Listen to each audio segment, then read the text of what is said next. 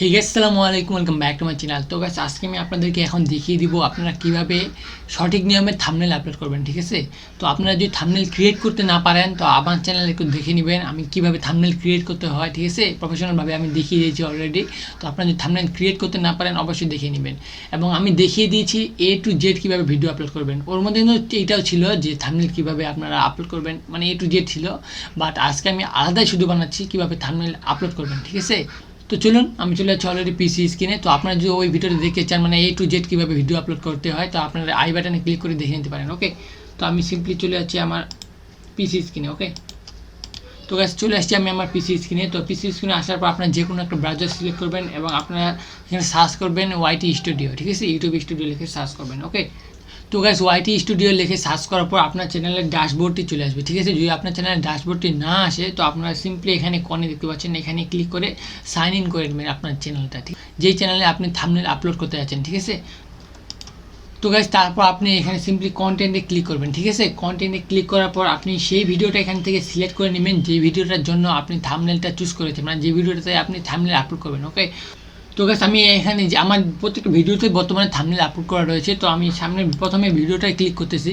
তো আমি আপনাদেরকে আরেকবার দেখিয়ে দিচ্ছি। ঠিক আছে, তো এখানে ক্লিক করার পর আপনার ওই ভিডিওটা ক্লিক করার পর আপনার সিম্পলি নিচে মানে স্ক্রল ডাউন করবেন, তারপর এখানে দেখতে পাচ্ছেন থাম্বনেল, এবং আপনার ভিডিওটা যে আপলোড করেছেন তার মানে ওই ভিডিওর মানে কয়েকটা স্ক্রিনশট নিয়ে এখানে মানে এইগুলো চাইলে আপনার থাম্বনেল ইউজ করতে পারেন, মানে আপনার ভিডিও থেকেই ওরা নিয়ে নেবে। ঠিক আছে, তারপর এখানে দেখতে পাবেন কাস্টম থাম্বনেল বা ক্রিয়েট থাম্বনেল এরকম একটা লেখা আসবে। আমি এখানে অলরেডি আপলোড করেছি ওই জন্য এরকম লেখা আসতেছে, মানে এরকম একটা পিকচার আসতেছে।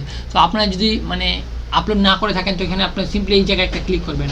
তো আমার যেহেতু আপলোড করেছি তার জন্য আমার এখানে 3 ডট মেনুতে ক্লিক করতে হবে। এখানে ক্লিক করে আমি এখন চেঞ্জ করে দেখিয়েছি। এখানে যদি আপনারা ক্লিক করেন, ক্লিক করার পর আপনার মানে ফাইলে নিয়ে যাবে, আপনার যে পিসির যে ফাইলটা রয়েছে। তো আপনার পিসি ফাইলে নিয়ে যাওয়ার পর আপনি যেই জায়গায় মানে রেখেছেন, মানে আপনার যেই মানে থাম্বনেলটি রয়েছে, মানে যে জায়গায় রেখেছেন ওইটা সিম্পলি এখানে ক্লিক করে ওপেন করে দিবেন। ঠিক আছে, ওপেন করে দিলে আপনার মানে থাম্বনেলটি এই জায়গায় সুন্দরভাবে চলে আসবে। ঠিক আছে, তো আপনার আর কিছু করতে লাগবে না, সিম্পলি তারপর এখানে সেভ বাটনটা আপনার অ্যালাউ হয়ে যাবে, সিম্পলি এখানে সেভ বাটনে ক্লিক করে দেবেন।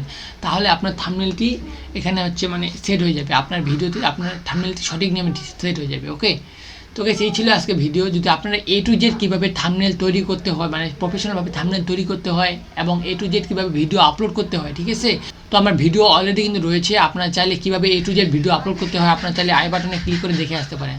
তো গাইস এই ছিল আজকে ভিডিওটি ভালো লাগলে অবশ্যই লাইক করে দেবেন, এবং আমাদের চ্যানেল নতুন হয়ে থাকলে অবশ্যই সাবস্ক্রাইব করে দেবেন। ঠিক আছে, যাতে আপনি আমার কোনো ভিডিও যেন মিস না করেন। ঠিক আছে, তো guys thanks for watching this video. আল্লাহ হাফেজ।